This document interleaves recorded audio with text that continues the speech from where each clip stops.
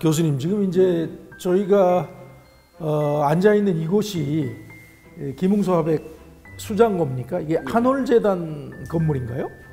여기 한올재단 소유의 건물은 아니고요. 한올재단이 수장고로 빌려 쓰고 있는 곳입니다. 그렇습니까? 예. 이 김웅수 화백 그림을 소장하고 있는 한올재단이라고 하는 곳이 어떤 곳이길래 이런 그림들을 소장하고 있는가 이제 좀 궁금한데 말씀을 좀 해주시죠. 원래 이 한올재단은 1978년에 설립이 되었는데 그 당시에는 한올재단이 아니고 극동문제연구소였습니다.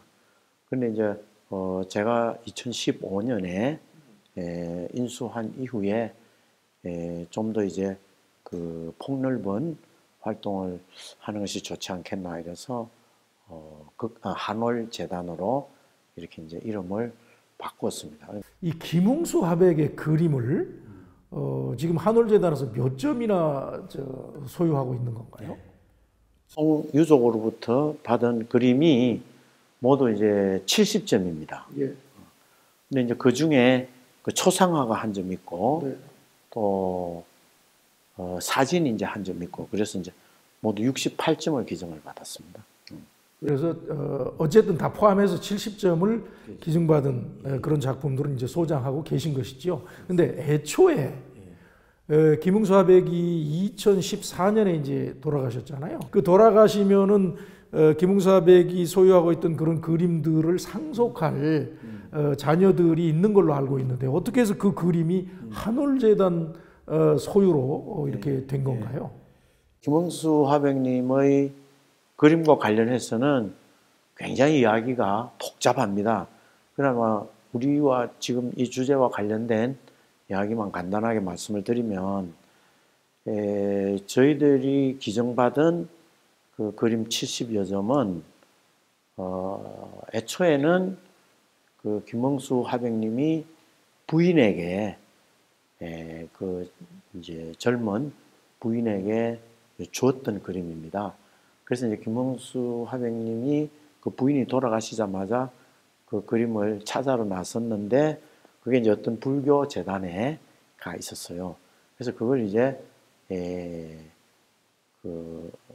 김웅수 화백님이 돌아가시기 전 3개월 전에 이제 돌려달라는 소송을 했습니다. 그래서 그 소송을 이제 하다가 김웅수 화백님이 돌아가시고 그 이제 큰아드님이 한국에 와서 그 소송을 승계해서 그 소송을 이제 이기게 됐고 그 이제 자녀들이 모두 4분이 계신데 그분들이 처음에는 뭐 이렇게 김웅수 이제 기념 사업을 할 그런 재단이나 이런 것을 만들 생각도 하셨던 것 같은데 어쨌든 뭐 그런 것이 잘 안 되고 그래서 이제 저희 재단에 기증을 하게 됐습니다. 한올재단하고는 어떤 관계, 인연이 있길래 한올재단에 기증을 하게 된 건가요? 그 당시 상속세가 47억여 원 나왔습니다. 그래서 이제 그것을 유족들로서는 감당하기가 굉장히 어려웠던 부분이 있었고 저희 재단하고 연결이 된 것은 이제 그 지인을 통해서 이 김용환 씨를 제가 이제 큰아드님이죠 소개받았었죠. 이제 예를 들어서 이 그림이 재단 소속으로 바뀌면 유족들로서는 뭐 상속세를 낼 필요가 없어지는 것이죠. 그렇습니다. 뭐 재단도 마찬가지로 뭐 세금을 내거나 특별히 세금을 내지 않습니다.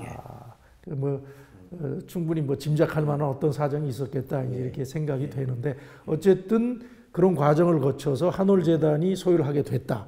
자, 그러면 이제 유족들의 입장에서도 그렇고 한올재단의 입장에서도 이 김웅수 화백이라고 하는 걸출한 세계적인 작가의 그림들을 소장하고 있는 만큼 이런 그림들을 활용해서 김웅수 화백과 관련된 여러 가지 사업을 한다거나 이제 이런 것들도 재단의 그 목적 사업에 이제 들어갈 것이 당연할 것 같고 또 그런 방향으로 또 생각도 하고 고민도 하고 노력도 하셨을 것 같은데 어떤 일들을 하셨는가요? 그래서 이제 그 유족들하고 애초에 이제 기증 문제가 이제 논의되었을 때 많은 이야기를 했습니다. 그래서 이제 유족들과 함께 이 그림을 가지고 할 수 있는 사업도 하자. 뭐 전시 기획 이런 것도 하고 여러 가지 그 생각을 많이 했는데 기증받고 채 1년이 지나지 않은 시점에 이제 유족들과의 좀 갈등이 시작이 되면서 사실은 그런 사업을 제대로 이제 할 수가 없었죠. 예.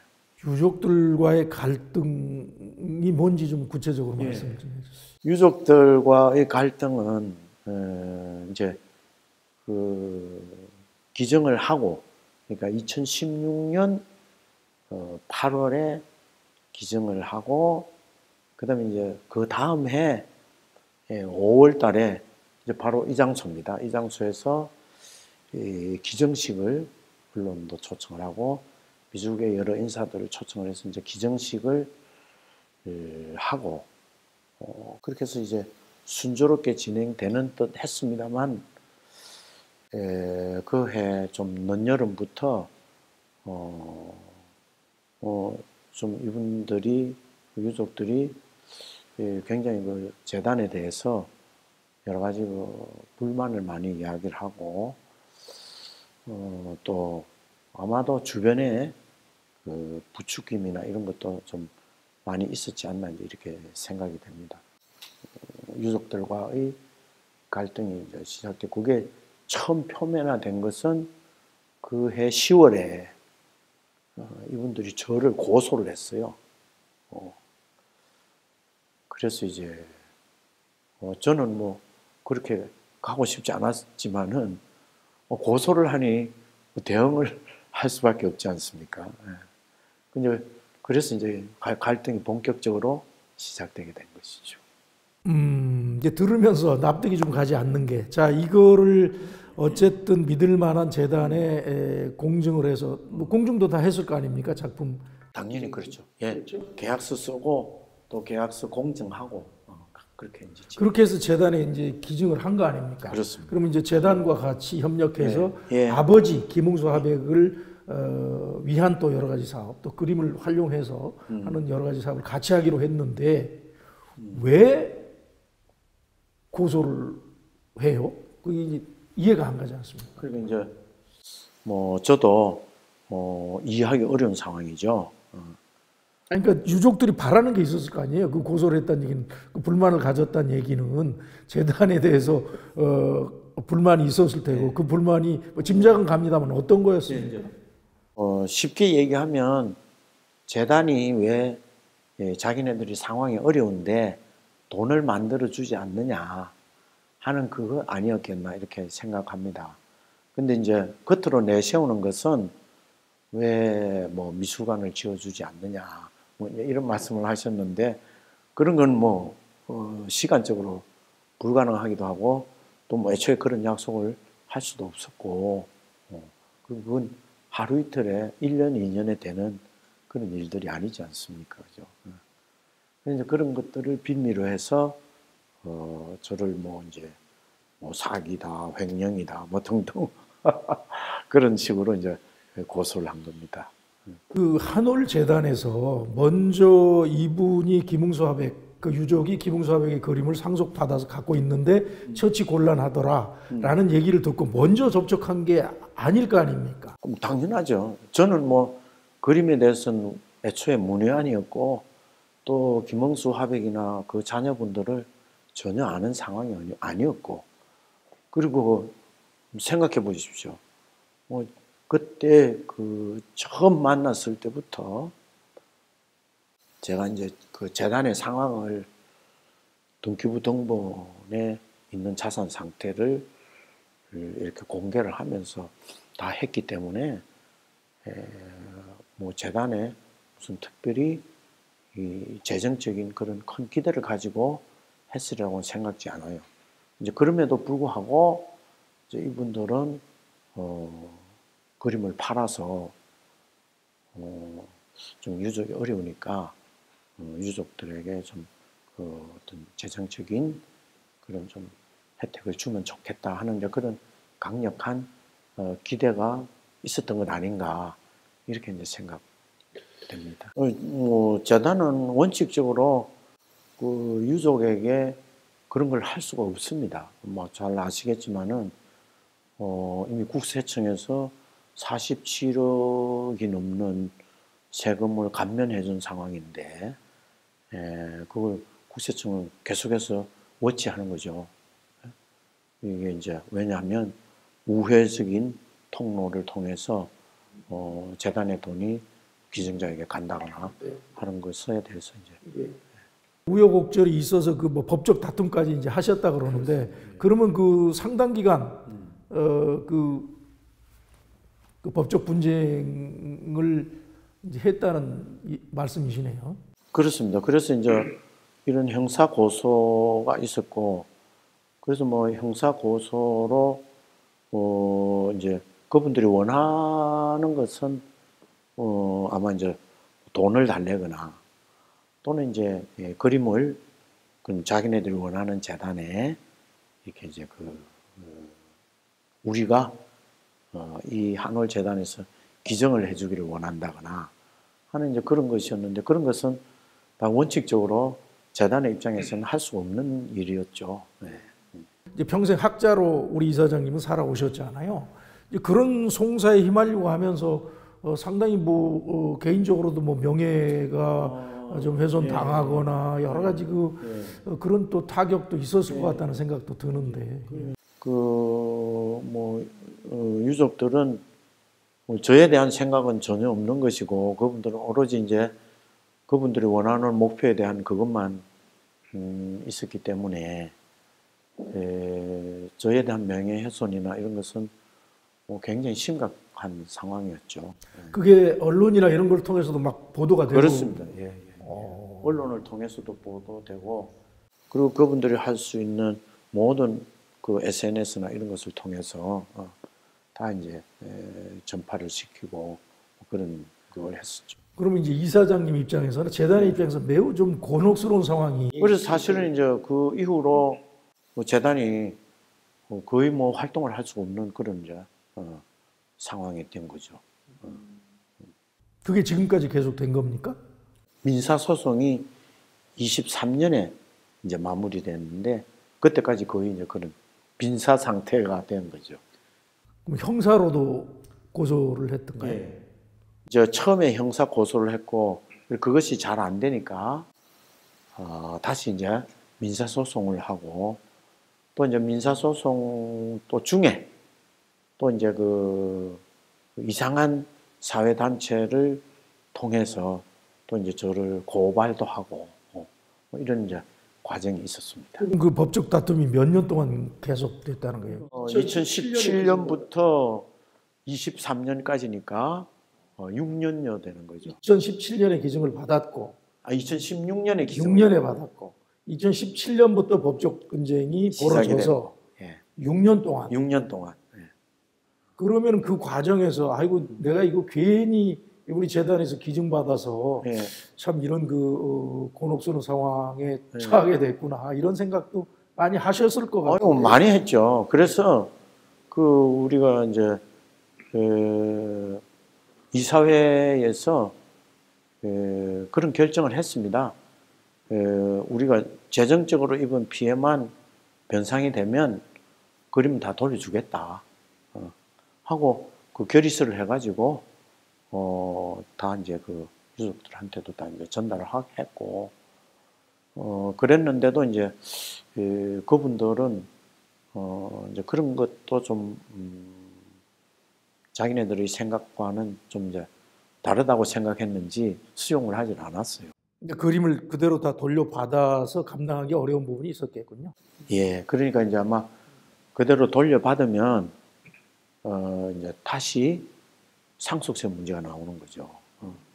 그래서 이제 그 우리로 하여금 우리 한올 재단이 자기네들이 원하는 재단에 이렇게 기증을 해주기를 바랐던 것 아닌가 싶은데 그런 식의 이제 그 우회적인 이 뭐 조세 회피라면 회피인데 그런 작업에 우리가 활용될 수는 없는 일이죠. 그래서 재단의 입장으로서 그건 할 수 없는 일이었죠. 이제 그 분쟁 과정에서 여러 가지로 이제 힘들고 그래서 이거를 갖다 그 지방자치단체에 기증하겠다라고 하는 그런 그 생각도 하셨다고 하던데 그런 말씀도 좀 해주시죠. 이제 그 민사소송 과정에서 이제 조정을 신청을 했어요. 그래서 이제 그 조정을 하게 됐는데 이제 그 우리 유족 측에서 이제 조정에서 주장하는 내용은 자기네들이 이런 한 재단을 잘 알고 있으니까 이 재단에 기증을 해 주시면 좋겠다. 우리 한올재단이. 근데 이제 그건 좀 곤란하다. 좀 전에 말씀드린 것처럼 재단이 우회로로 조세 회피를 위한 우회로로 활용되는 것은 그건 곤란하다. 우리가 돌려주는 건 돌려줄 수 있겠다 하지만은 그렇게 하는 것은 곤란하다. 재판부에 그럼 우리가 직접 유족도 원하고 또 우리도 원하는 그런 방식의 하나인 국가나 지방자치단체에 기증을 하겠다 해서 이제 그 고양시에 기증을 하기로 하고 고양시 관계자들과 그때 뭐 당시에 그 시장님도 만나고 또 관계자들도 만나서 거의 이제 다 기본적인 이야기는 다 됐어요. 근데 이제 마지막에 그 이제 실무 관계자들의 이야기가 이게 아직 소송 중이라서 소유 관계가 불분명한데 이걸 기증을 받게 되면 나중에 좀 복잡한 문제가 생길 수 있지 않겠느냐. 그래서 이제 그 소유 관계를 명확하게 한 다음에 받는 것이 좋겠다. 그래서 이제 그 조정에서 제가 이제 유족들에게 그런 부분에 대한 그 고양시에 어려움이 있다 하니 그 부분을 해소를 해주라. 해소를 해줬겠다는 의사를 분명히 밝혀달라. 그랬는데 뭐 그때 이제 저작권을 포함해서 그랬는데 이제 그 유족들이 그걸 들어주질 않았죠.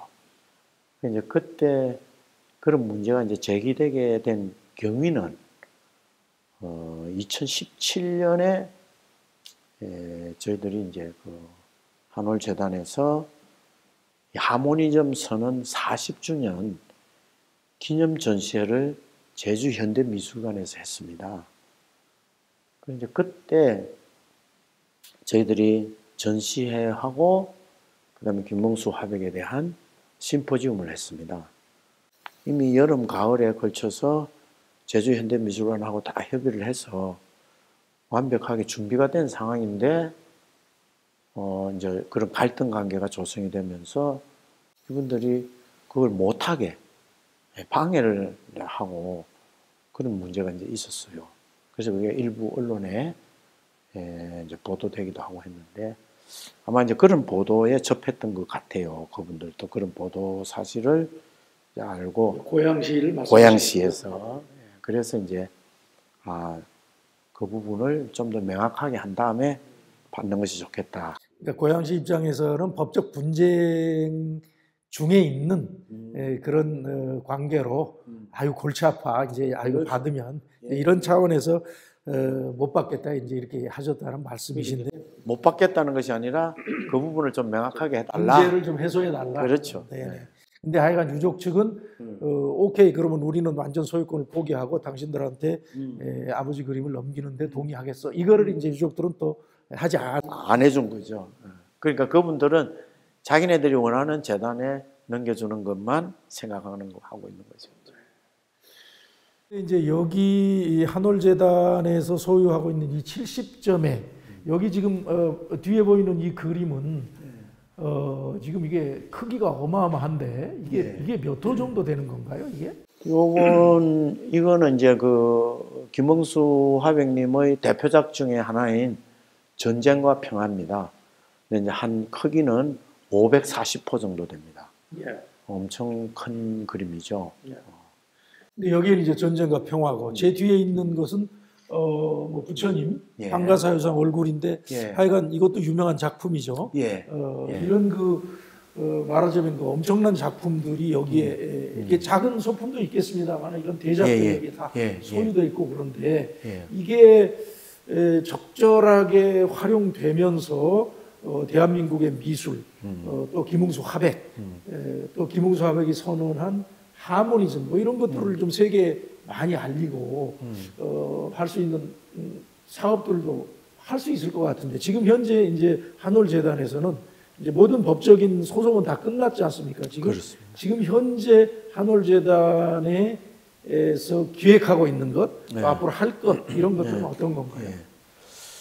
그래서 이제 한올재단에서는 뭐 제가 생각할 때는 그렇습니다. 저희들 재단의 입장에서 보면 이 김웅수 화백님의 하모니즘은 정말 세계 미술사에서 기록할 만한 확실하게 한 장을 차지하고 있는 그런 회화 장르란 말이죠. 네. 하모니즘을 좀 짧게 좀 정의를 해 주시죠. 네, 하모니즘은 아주 짧게 얘기를 하면은 음과 양, 또 정신과 물질의 조화다. 한마디로 그렇게 얘기를 할 수 있겠고요. 그럼 캔버스에서는 뭐냐? 캔버스에서는 추상과 구상의 조화다. 이렇게 이제 얘기를 할 수 있죠. 그래서 이제 예를 들면은 저런 정담 같은 그림에 그 이제 구상 부분에 두 분이 말씀하시고 계시는 그건데 그분들의 그 마음속, 정신 속을 이제 이 비구상 부분에서 나타내고 있다. 지금 여기 있는 전쟁과 평화도 여기에 있는 그 그림 그리고 양쪽 여기는 뭐 조금 좁고 저쪽은 넓습니다만은 이 양쪽은 추상이고 지금 이 부분은 구상이잖아요. 그렇습니다. 이렇게 한 캔버스 위에 구상과 추상이 공존하면서 하나의 그림처럼 조화를 이룬다 이런 이야기죠. 음양의 조화, 또 정신과 물질의 조화, 동양과 서양의 조화, 또 추상과 구상의 조화. 캔버스 위에서는 그것을 하모니즘이라 그런다. 그것을 하모니즘. 굳이 뭐 얘기를 하자면 조화주의. 우리나라에서는 조형주의 이렇게 번역하는 것 같은데 그건 좀 아닌 것 같은데. 저도 조형주의 번역은 그렇게 마음에 들진 않습니다. 어쨌든 하모니즘. 그러면 김웅수 화백이 이 하모니즘을 언제 이렇게 선언하셨잖아요.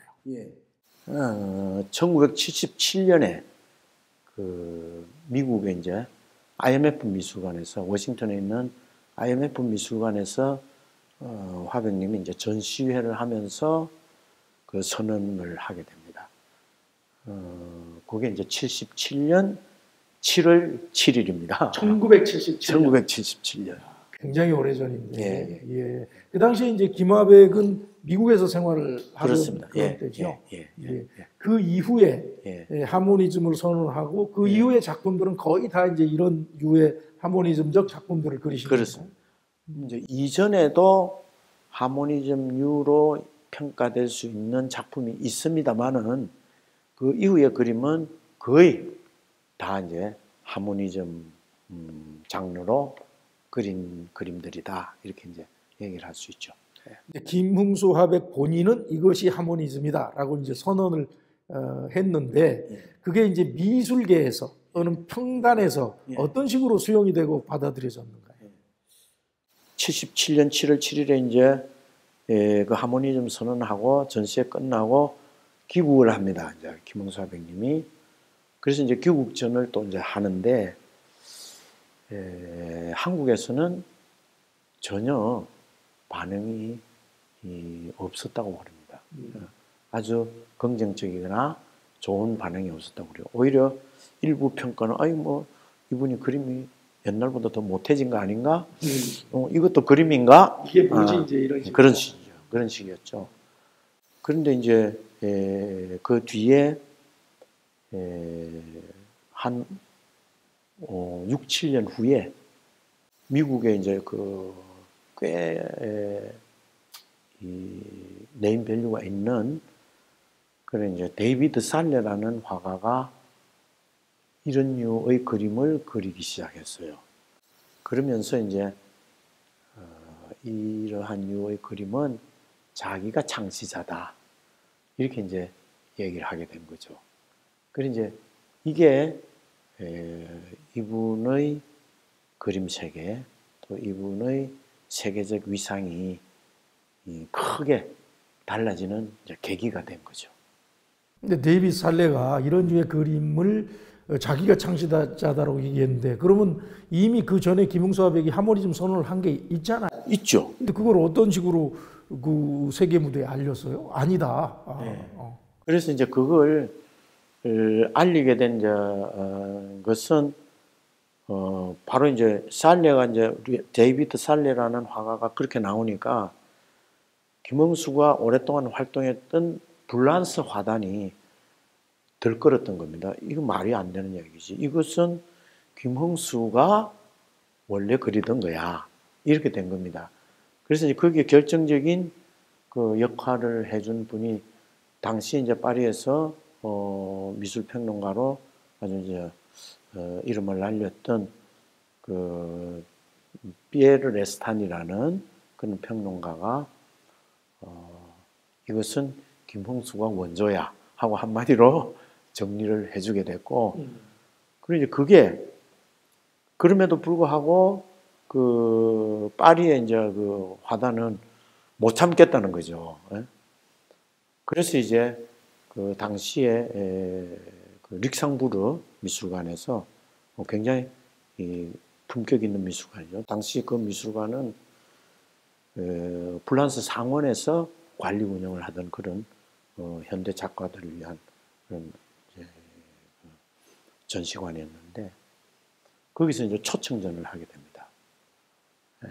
당시에 있었던 그 파리에 살았던 한국 사람들의 그 이야기를 들으면은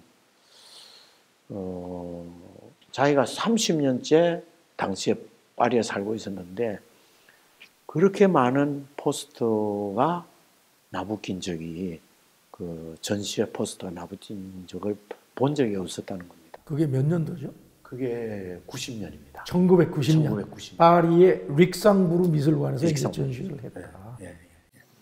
그래서 그때도 그 파리의 여러 평론가들이 많은 그 평을 해놓고 있었는데 정말 아주 대단한 평들을 하고 있고, 특히 이 전쟁과 평화에 대해서는 피카소의 게르니카를 능가하는 그런 수작이다 하는 그런 그 평을 하고 있는 것을 우리가 실제로 이제 한국에서도 그걸 보도를 했습니다.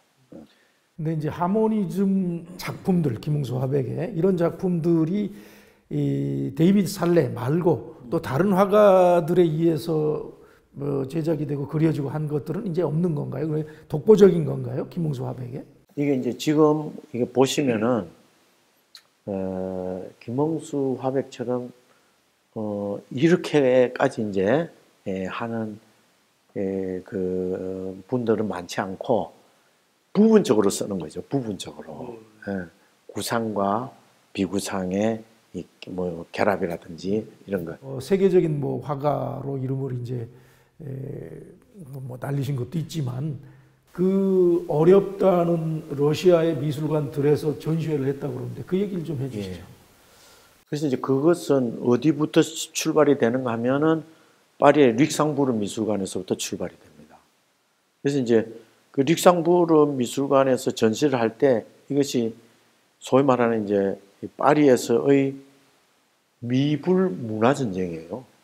미불 간의 이제 문화 전쟁이 벌어졌던 건데, 그거는 하모니즘의 누구 거냐를 둘러싸고 저작권을 그렇죠. 가지고 하모니즘의 저작권이죠, 일종의. 하모니즘의 창시자가 누구냐? 그래서 아니 불란스 화단을 미국 놈들이 이렇게 무시해? 이런 거였죠. 김응수는 프랑스에서 활약하던 작가. 그러니까 살롱 도톤의 정회원이었으니까 그것도 한국 사람으로는 처음으로. 이제 거기에 러시아의 유네스코 대표부가 이제 이게 막 그 들끓으니까 가서 이제 구경을 한 겁니다. 그래서 그 이제 그 문정관이 가서 구경을 하고 아 이거다 이렇게 이제 한 겁니다. 거기서 피를 받은 거죠. 그 뭐냐? 이게 당시에 이제 그 고르바초프가 내세우고 있었던 페레스트로이카 동서양의 조화가 여기에 있네. 그래서 이건 반드시 러시아에 가서 전시회를 해야 돼.